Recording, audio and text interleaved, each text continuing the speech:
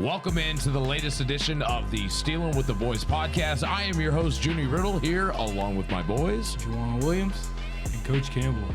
Fellas, the Steelers do it again. Another win. I believe this is the 5th win in a row, beating the Ravens at home 18-16 to take sole position of first place in the AFC North. Kings of the North. The game was just like every other Ravens-Steelers game that we have seen. I have to say, you know, outside of maybe the AB and Bell years where they were pretty high scoring, basically just like every other Ravens-Steelers game that we've seen our entire lives. So, and especially here recently, now the Steelers have won 8 out of their last 9 against the Baltimore Ravens. Some could say we own them. But if you win 8 out of the last 9 times, I think you really own them. We do own them, but I'm not the one. Like, Baltimore's very aware of it now, so I think they're going to be more motivated. So I don't think there's anything that we can say to really add more to what they already know. But Juwan, I got to give you props, man. I got to give you props where props is due.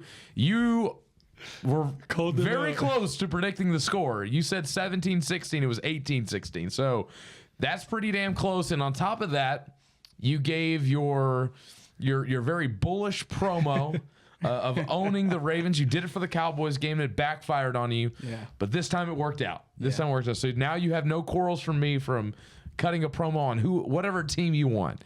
But no, take your victory lap for basically calling the game on how it go down. Flock Nation, how do you feel out there, man? I feel pretty great. I've made a prediction. Y'all came for me in the comments. I kept reading the comments, and I responded to one of them.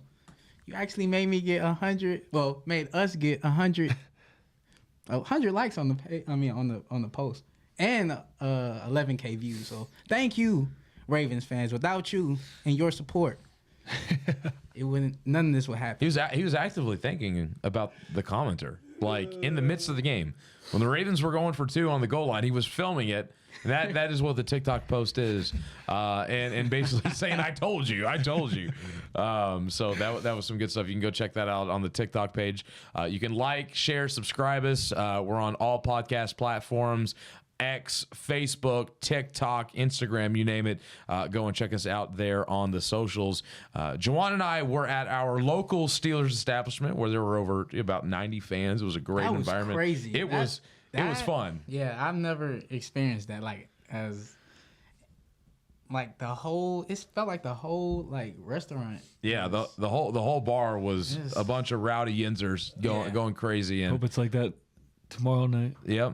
So we'll be back there tomorrow. So if you are in the Nashville area and you're a listener, head over to Sports and Social Green Hills. That's where the Steeler Fan Club of Nashville will be watching. That's where we'll be watching. But Trey had a last minute incident that popped up. Had to go get a buddy about an hour away. Was having some car troubles. But Trey, you still got to catch the game in the midst of your chaos. Yes. What was your feeling on it? How did it make you feel getting the dub? It was just another Steelers Ravens matchup. There wasn't.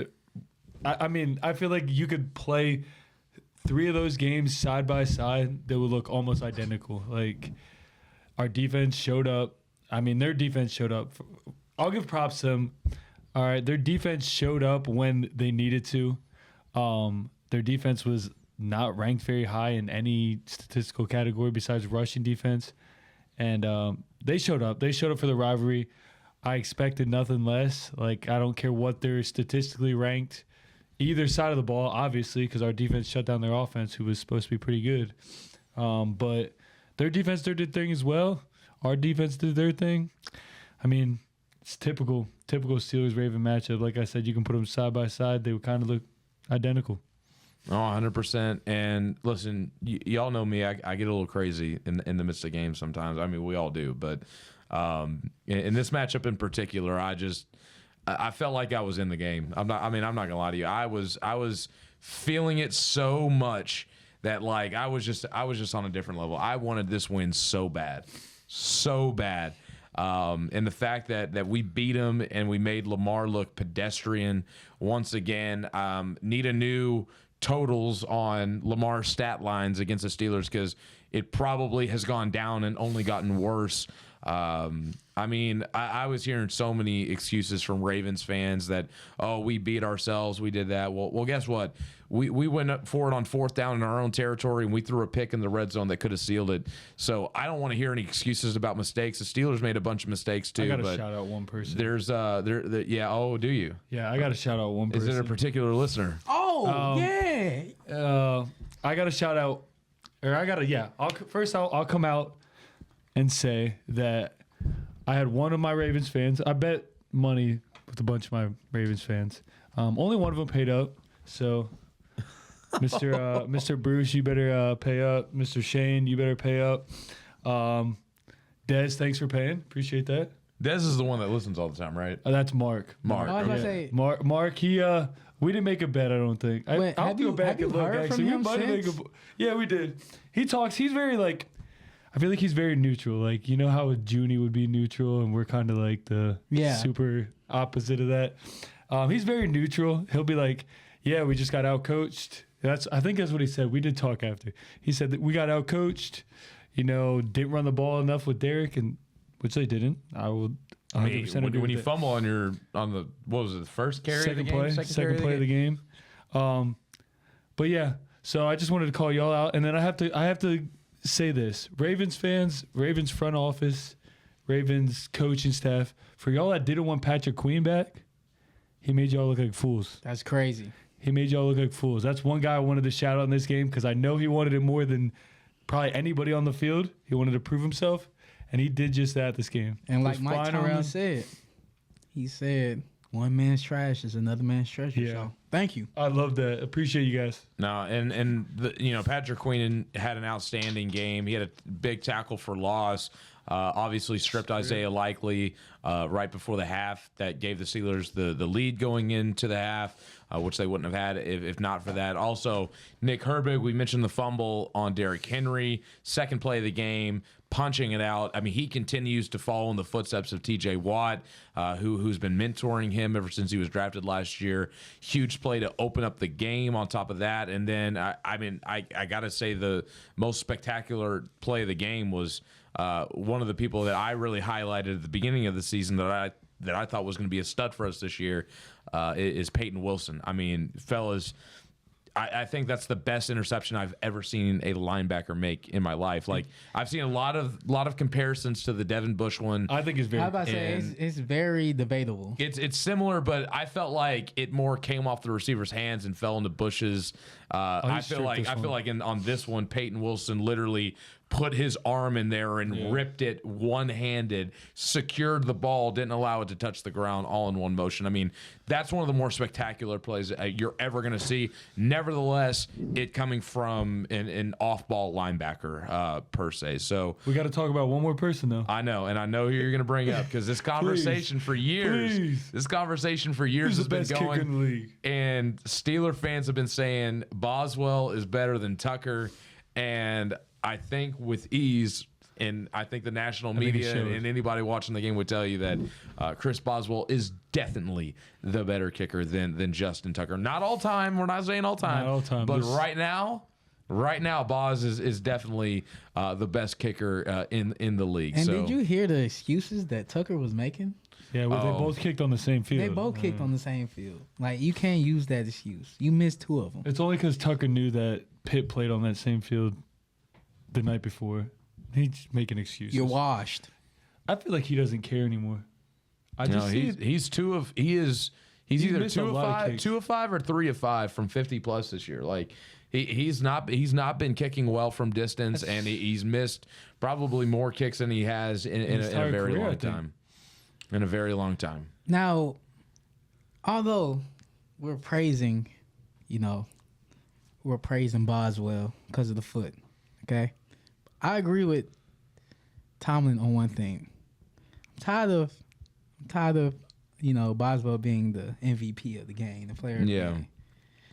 It's time for the offense to show up. We didn't have I know it's Ravens Steelers, but we didn't have our best looking offense, and it didn't really look well. And here would be my one counter to that. In the first 3 games that we saw Russ play in, I mean, he's averaging over 30 points a game.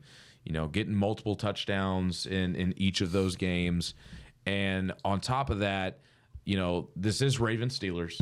They're always low scoring. Even going into the game, you predicted the score. You knew it was going to look like that.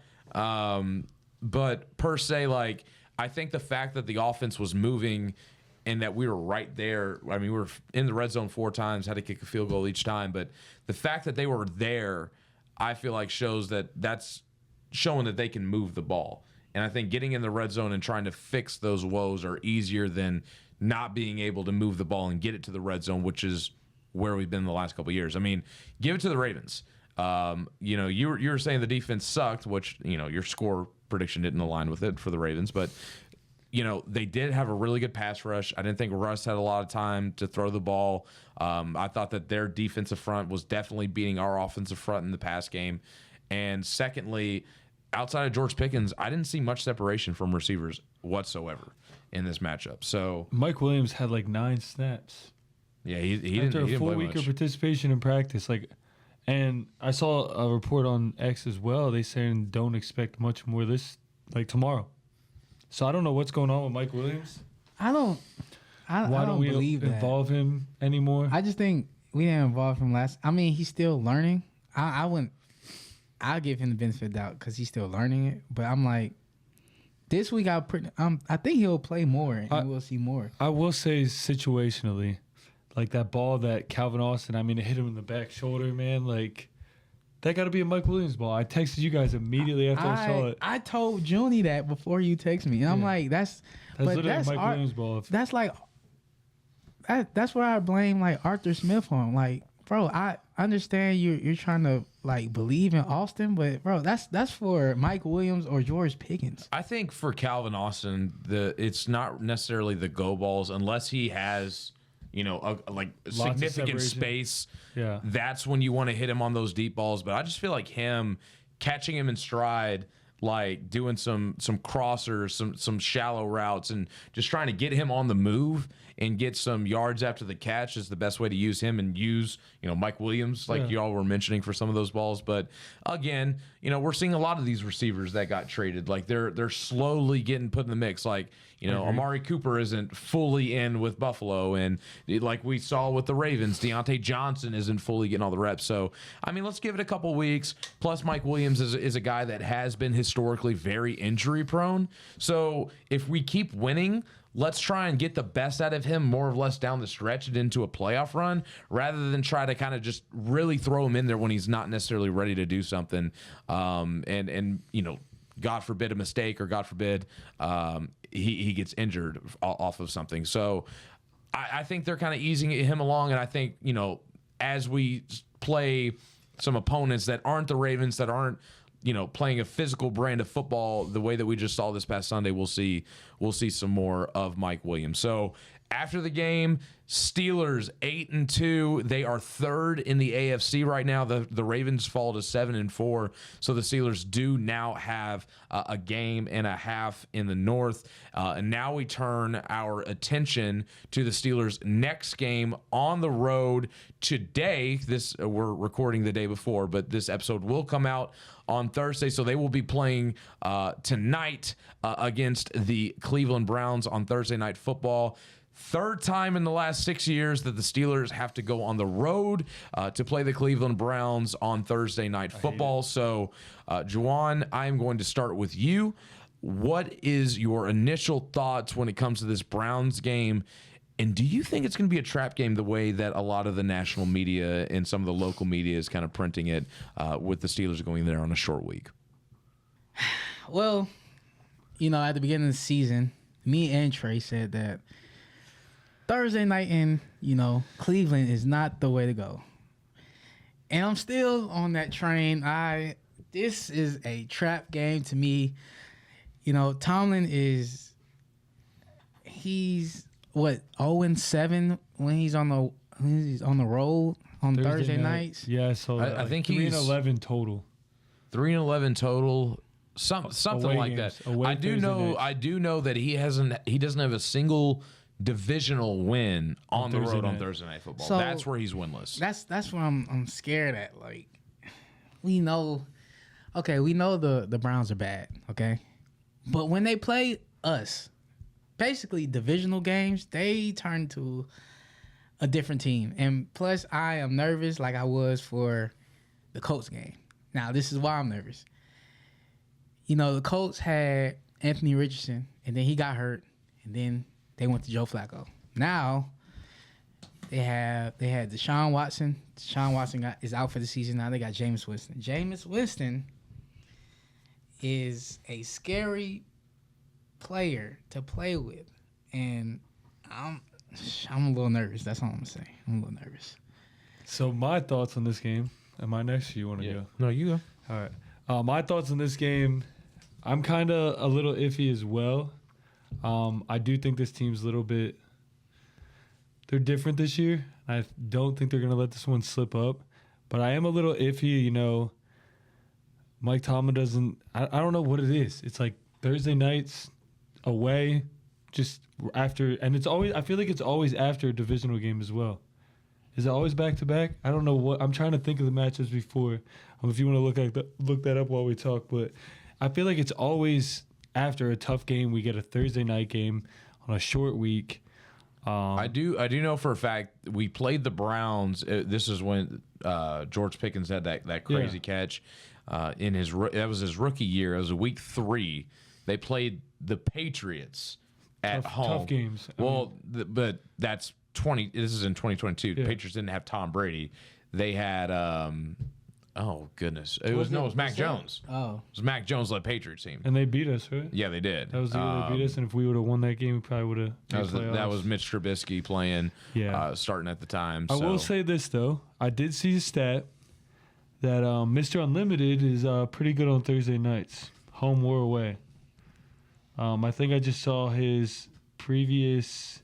His last 10 Thursday night games, home or away, he's 7-3. So I don't know if that has anything to do with it. I don't know if that's going to change our luck, but I'm hoping it will. And I think this team's different. I think this defense will hold it down. The weather's supposed to be very snowy, rainy, sleety. This is a perfect game to just get Najee rolling, get our run game going. I don't think the Browns have the run game like they used to with Nick Chubb. I think Nick Chubb's still getting in the swing of things. Browns' offensive line's banged up. I'm not as worried about as much about this game as I was at the beginning of the year. It's like I'm not, but it's still. It's still one of those things though. You never know. Like I feel like the Steelers always lose to like backup quarterbacks too. We lost to Ryan Finley, the Bengals quarterback. I was there for that game. We lost to him. We lost to a third string Ravens quarterback. Flacco. We lost to Flacco this year. Literally last year in Cleveland, we lost to Dorian Thompson-Robinson. And that's what I'm saying. We happened to lose to backup quarterbacks for whatever reason. I think this seems different, but we shall see. What are your thoughts? I see. Y'all are making me a little bit nervous because I feel pretty confident about this game. I do. You don't have to listen. That's the. You're right. I don't have to, but y'all are kind of getting in my head a little bit. Going into this year, we thought Cleveland was going to be significantly better than what they are this year. But also, DeJuan Jones, their right tackle, he went down in the game last week against the Saints. Jedrick Wills Jr., they just ruled him out today. So they're missing both their starting left tackle and right tackle. Now, according to ESPN's depth chart, it has Jack Conklin back in the mix. And, Conklin is a veteran. I actually thought he was the starter. I guess DeJuan Jones took over for him this season. Obviously, I haven't been keeping up much with Cleveland because they've been so bad. But he's 30 years old, and he's coming back out there. And T.J. Watt's had good history against Jack Conklin, so it's not like I'm too worried about that. But missing both starting tackles essentially is going to be pretty rough for them. Also, just watching Jameis Winston the past couple weeks and some of the highlights that I've seen from their games, he likes to throw the ball downfield. And according to the weather report of it being, a little bit of a snowy game and winds up to 20 to 30 miles per hour, I don't see Jameis Winston, chucking the ball down the field. And we haven't really seen many quarterbacks throw 25-plus yard passes on the Steelers defense regardless anyway. So it's going to come down to their run game. The Steelers are a top 5 run defense in the league. Nick Chubb hasn't, been playing like Nick Chubb normally has. So I'm just looking at this from like a schematics and what I feel like the game is going to be like with the weather and everything. And I feel like the dominoes are kind of falling into our favor. You know, if they weren't missing both tackles and the weather was really good and, you know, maybe we're talking about a little bit of a different story here, but with all that being encompassed, I kind of feel a little bit confident. Do I think that they're going to beat them the way they beat the Jets or the Giants? No, I don't. I think it'll be a little bit closer than that, but I just feel like it's going to be one of those games where we just feel like we have control and they might make a play here or there. It might be a little bit closer than what we're comfortable with, but I just feel like we're going to have control of the game throughout the duration. See, that's my thing that you said, Nick Chubb's. He's looking for revenge because last year he got hurt against us. Yeah. So he's looking for revenge against us, which is very scary. But one thing I want to say, so Myles Garrett, don't go on interviews talking crazy about TJ Watt like you were just all that better than him last year. That was supposed to be TJ Watt's Defensive Player of the Year. And I think the last 7 games last year, he only had like 1 sack. So you don't talk crazy when it comes to TJ Watt. That's my thing. Like, I agree with you on that. I agree. And you saw what TJ said? He said, as long as my team wins, I don't care. Yeah, He can winning worry about them mentality. They're not trophies. used to that. Yeah. He's in a poverty franchise. Listen, I thank you. That's what I say to Myles Garrett. Thank Wake you TJ up a little bit. for putting up some bulletin board material, getting our guy hyped up a little bit extra for the game. Just the salt in the wound reminder of him losing that Defensive Player of the Year award just might give him a little bit more of an edge It ain't nothing new. to go off a little bit. But I want to go back to what you said about Nick Chubb and him playing against the Steelers for revenge. He's only played in a handful of games this year. It looks like he's only appeared in 4. Against the Bengals, 11 carries, 22 yards, 2 yards per carry. Against the Ravens, 16 carries, 52 yards, 3.3 yards per carry. Against the Chargers, 15 carries, 39 yards, 2.6 yards a carry. And then he had probably his best game against New Orleans, which we know New Orleans isn't nothing special. 11 carries for 50 yards, 4.5 yards a carry. This is not Nick Chubb. This is not the Nick Chubb that we're used to watching. He's about to be 29 here in a month. Running backs start to die down at 30, and we're talking about him coming off a major injury. I mean, he's averaging 3.1 yards carry this season like so far. 2 significant injuries in recent history. Yeah, because right? I believe he tore up his a couple of years ago too. tore up his knee before. Well, he had one in college, and I think he had one in the NFL before this past one as well. So you're talking about 3 major injuries. And again, Nick Chubb, I got all the respect in the world for Nick Chubb. Dude's a beast. He's probably one of the best. I mean, you could argue Myles Garrett. He's probably the best offensive player the Browns have had in a long, long time. I mean, dude's a monster. Since Peyton Hillis. But I mean, yeah, the one hit wonder season. Either way, dude, I'm not worried about Nick Chubb. I'm honestly might be worried more about Jerome Ford. I think that he might have more of an impact in this game. But unless they really just get the ball moving, running the ball, I'm not super scared of this team tomorrow. I'm not. We can't get too confident because we're known this year for letting running backs just run all over us. I'm not worried about our defense against their offense. I think it's our offense against their defense. They still have a great defense. Statistics or not, it's a divisional game.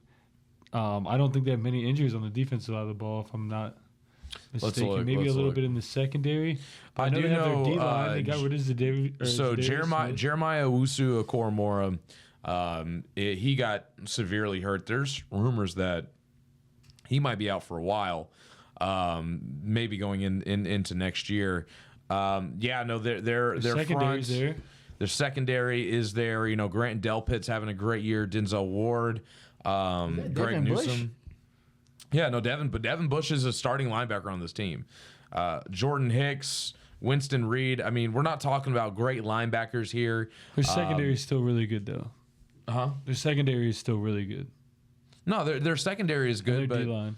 who did they just trade? What was it? Zadarius Smith? Yeah. Yeah, they just traded him to the Lions, so you're missing your other edge across from Myles Garrett. I think this is a game because Jalen Warren broke off that big one against them last year. Dalvin Tomlinson and Shelby Harris in the middle are really big. I think this isn't going to be much of a Najee game. I think the speed around the edge is going to be how we beat them in the run game with Warren. But this defense isn't what it was like. I mean, last year the Browns had a stud defense. This year, their linebackers are down. Their D-line isn't as dominant and not nearly as deep as it was. But those linebackers, especially missing, Owusu Okoromora, I mean that's a major loss for them. You're starting Devin Bush, Devin Bush against Najee and Jalen. Yeah, we saw what that looked like when we went to Seattle last year, and it wasn't pretty. That was the game. I get it. That's why, with you saying that Seattle game, wouldn't you think that Najee would have a good game? Did he have over 100 yards? Well, but that's not what I'm talking. I'm talking about Style. the interior of the defensive line for the Browns, and with Najee running in between the tackles for the most part. I think that's going to be a place where it's going to be hard for us to get going. I think Jalen Warren, with his speed, getting to the outside of Myles Garrett, and I don't even know who this Isaiah McGuire. I'm not very familiar with him, but he's in for Zadarius Smith with that trade to him to the Lions. I don't think that this team overall is nearly as good as they have been in years past. A matchup that I'm very intrigued to see. Is it the big one? Which one's the big one? Pickens and Denzel Ward? That too. I was going to get to that, but I have another one. Okay. Myles Garrett versus Dan Moore or Darnell Washington. Yeah. That'd be fun to see. Yeah. That's going to be very interesting. That might be the only interesting thing about this game.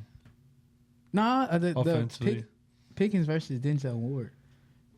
I just don't think the ball is going to be thrown too much this game. The way the weather says it's supposed to be super windy. It's supposed to snow, be slushy. I think it's going to be a ground and pound game. I think it's going to be an ugly game. I think that you're going to get a couple moon balls from Russ. Yeah, you might. Yeah, but moon balls can get caught in the wind, and that's my big focus here. I think, it's going to be very low scoring. I think they're going to have to just scheme guys, a lot of dump offs, a lot of catch and run type of plays. Like I mentioned earlier, let's get Calvin Austin on some crossers, get him, schemed open in the middle of the field to use his speed, kind of like what we saw in the Chargers game, like that in-cutting breaking route. Calvin catches the ball, one guy missed the tackle, Calvin's off the distance. You get him on the run, you get him in the middle of the field, you get some separation. There you go. I want to see that with George Pickens as well. I agree. Like he did it last game? And I think we're going to see more of that now that, as Mike Williams starts to get in the fold and, he's a 50-50 ball kind of guy too. That's more his specialty, whereas, we see George and we know what he can do. He's a very well-rounded receiver. I see Mike Williams as he gets more into the mix, being able to open up that offense a little bit more and being able to do some more diverse stuff rather than kind of being the deep threat and the 50-50 ball all the time. So do we want to go ahead and start doing our predictions for the game? I'm down. Let's go ahead and do it. All right, Jawan, let's kick it off. What is your score prediction for the game? Who wins and by how much? I got... I've been thinking about this all day, and I'm going back and forth. You know what?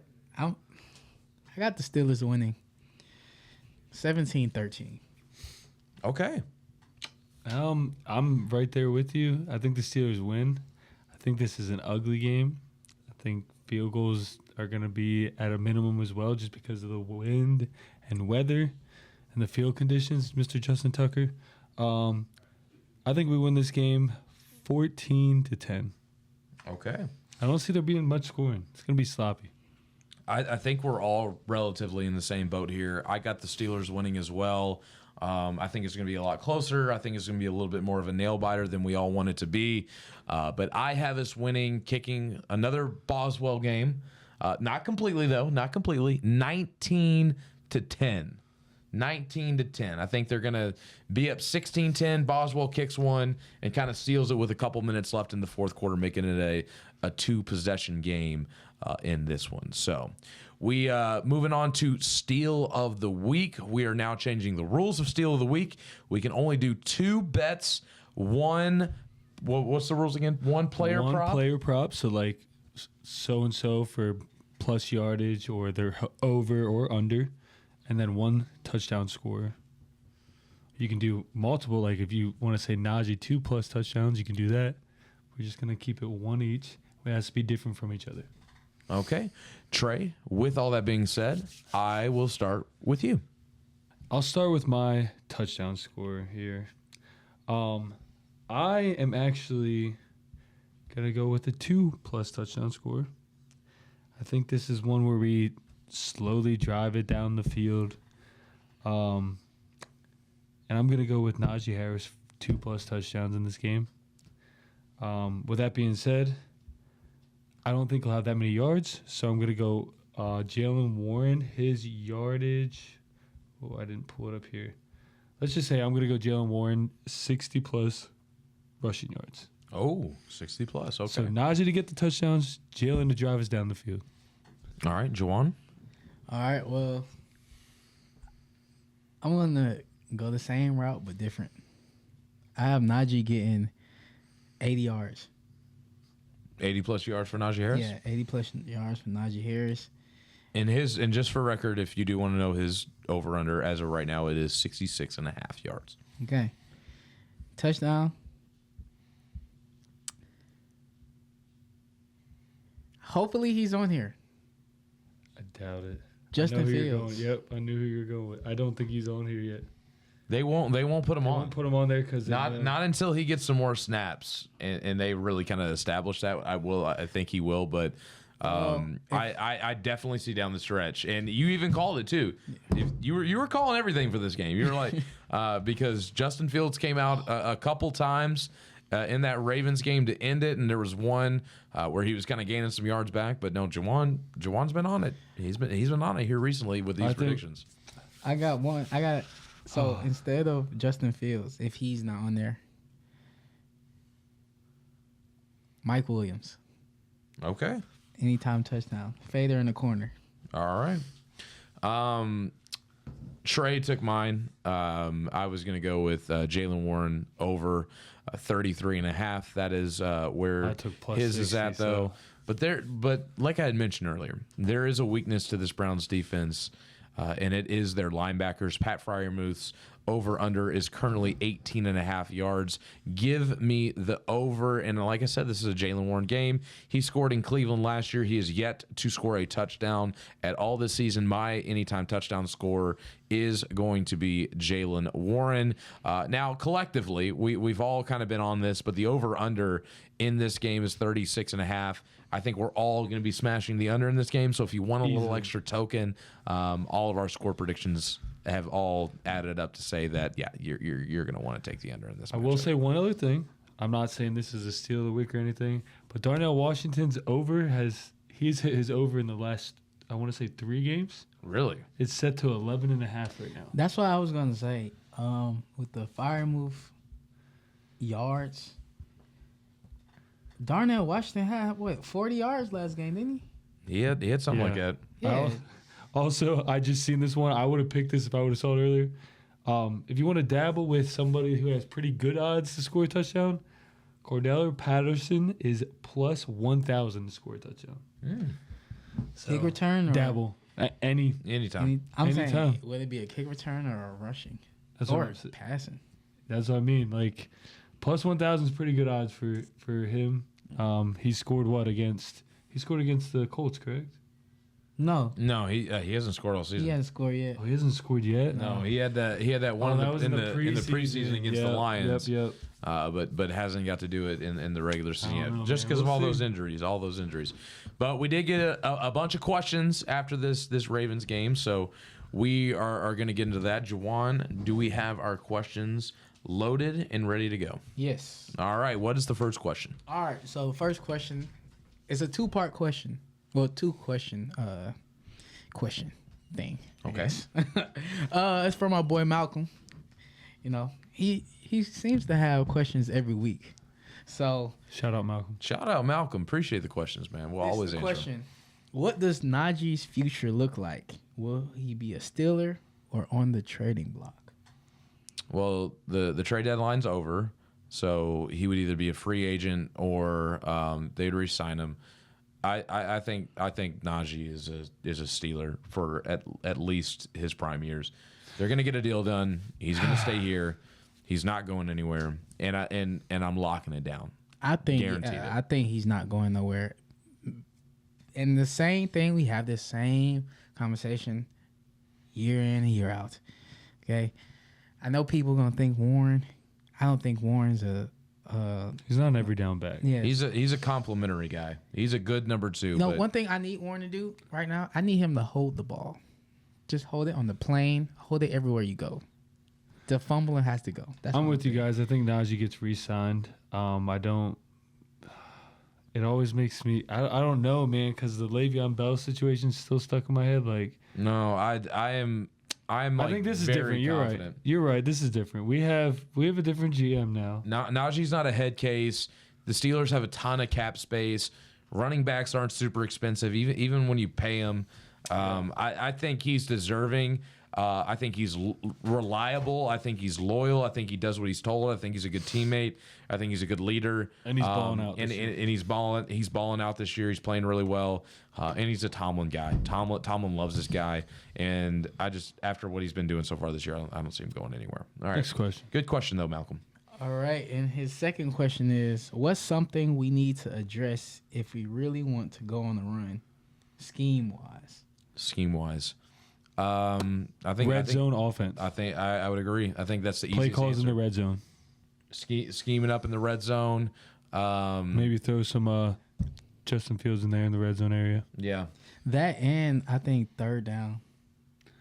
We've been better on third down since Russ has been in. Yeah, I don't know. I kind of Our third down percentage. Okay, our third down percentage outside of the red zone is pretty good. So that kind of goes in with us being better in the red zone, in my opinion. I think it just comes down to red zone. I think the offense is moving the ball really well. Even with Justin Fields, I thought they was moving the ball. It's just it's getting 7 points on more often than not. That's the case because I think that's the one thing that's really holding this team back from being legitimate Super Bowl contenders. Agreed. All right, and these questions are from TikTok. All right. Actually. This question is from Hemi. That's his name. I guess. Hemi. Hemi Neutron. Should Mike Williams be wide receiver 2? He Yes. should. Yeah. Yeah. He should. That's a Not a simple question. answer. I think he's gonna be. It's just a Well, matter of time. I think once he get his foot in and get comfortable in the offense, it's gonna gotta be be. just like how he was with the Chargers. We'll see. Watch. Next question. All right. This one comes from Joseph Eugene Porter Jr. That's a name. Is the Browns a trap game? I think so. we all kind of said it might be a trap game. We all still picked the I think Steelers, this is one of them. You know how we always say the Tomlin games. This is definitely, I think, a Tomlin game. I don't think an AFC North game can fall under a Tomlin game. I'll be the one person to say it. I don't think this is a trap game. I think they know the importance of divisional games. I know they know that the rest of the schedule that they have, and I know that this team knows that they need to get this one. If you're going to do anything in the playoffs, you got to sweep the Browns this year. There's just no excuse for it. All right, and this is the last comment. It's not a question; it's a comment. It's from Carson. He says, "Why'd I have to grow up to be a Browns fan. Well, Carson. Sorry, buddy. Sorry, bro. I wish you had enough trash bags for your trash team. You know, but Carson, I feel bad for you, bro. I really do. Like, one of my friends in high school was he was actually my fullback in football. Was a Browns fan. Dude never said a word during football season. Never had anything to say. Nothing. I have a They were never friend. good. I have one of my friends from college. She works for the Browns, Oh no. and like her contact picture is a Steelers fan like taking a dump in a Browns helmet. That's crazy. So, no, it's just poor Cleveland, but I don't feel bad. Big for them. game I really tomorrow. don't. Really Big don't. game. Now I do have a question. Now this is the last thing. I have a question. All right. So, what do y'all think we do at the end of the year in free agency, quarterback? Depends what we do in the playoffs. I think it comes down to that. If Russ wins a playoff game, we're sticking it out with Russ. Hopefully Justin will be willing to Follow suit. follow and be a backup maybe for another year, and then kind of move towards that. But if no playoff win and the Steelers just kind of stay where they've been, I don't see why you wouldn't try and progress on what you saw with Justin Fields for the first 6 weeks. I think that right now, the way we're playing, that we can sign Russ for 1 year. I'll give him 1 more year Yeah. because I'm still leaning towards Fields, and I don't want to be, like I said before, I don't want to be in a predicament like we was with Roethlisberger and not have a backup after he leaves. Yeah. I think what you'll see is one of those deals where you can kind of break it off after a year or two. So it might be a 3-year deal, but after the first or second year, there's no guaranteed after that. A lot of front-loaded money. Yeah, front-loaded money, and that's what I think Russ will get. And overall, I think we will re-sign Russ. And the way it's looking, I feel like Justin Fields is seeing the benefits of sitting behind Russ, and I think he will re-sign as well. I really hope so. I really I just think he's the franchise. We shall see. Yeah, that is to be determined. And since we're kind of doing final thoughts here, I would be remiss if I didn't ask the biggest topic of conversation when it comes to the Steelers this week on the national media level is this team a true Super Bowl contender? I was sitting there thinking about it. I just feel like in order for me to kind of get to that point, I need to see more on the offensive side in big games. When I'm thinking about the Chiefs and what they did last year to make it to the Super Bowl, I mean, you're talking about them winning 17-10 against the Ravens, the AFC Championship. I don't see why we couldn't do that. But at the same time, they also, they won a relatively high-scoring game against Buffalo. Can this team score enough points against good teams like a Buffalo, a Kansas City, a Baltimore? Is that something that's going to hold us back? Obviously, we can score against the weaker teams, but I really need to see us offensively get a little bit more going against these true contenders. What do you all think? I counter that with saying, can their offense score on our defense? Because I think we have the best defense in the AFC, probably in the whole league. So I know we have our struggles sometimes on offense, but our defense can lead us to a championship. And I'm kind of in between, guys. So I think it all comes down to matchups for us. I think against a team like Buffalo, I would say our defense doesn't match up as well against a team like Buffalo or who has a receiver in Amari Cooper now. They still got talent in receiver. I would say, at the beginning of the year, I would have been like, I'll match up against Buffalo with our defense. Now they got an Amari Cooper who knows our defense, and Josh Allen who's played against our defense. He's played well against our defense as well. I will say this. I will say we are a contender in the way that I do not fear any other team in the AFC. I do not fear any other team in the AFC with our team as a whole. Whether we score points or not, we got Chris Boswell. You get past the 50, you're getting 3 at least. At the beginning of the year, I was nervous and scared of the Chiefs and the Bills. But now I'm like, I'm not nervous at all. I'll take us against anybody. In the AFC right now, yeah. Yeah, the only team I'm looking at that I'm a little scared of is Detroit. But Yeah. yeah, but other than that, Detroit's on a tear, man. Detroit's something else, dude. yeah. But other than that, I think our like. I For would say me, we're a contender. I say we are contenders. What make me feel like we're favorites to get out of the AFC Christmas Day win. Christmas Day and also that Eagles game. That Eagles game is gonna be a lot. Yeah.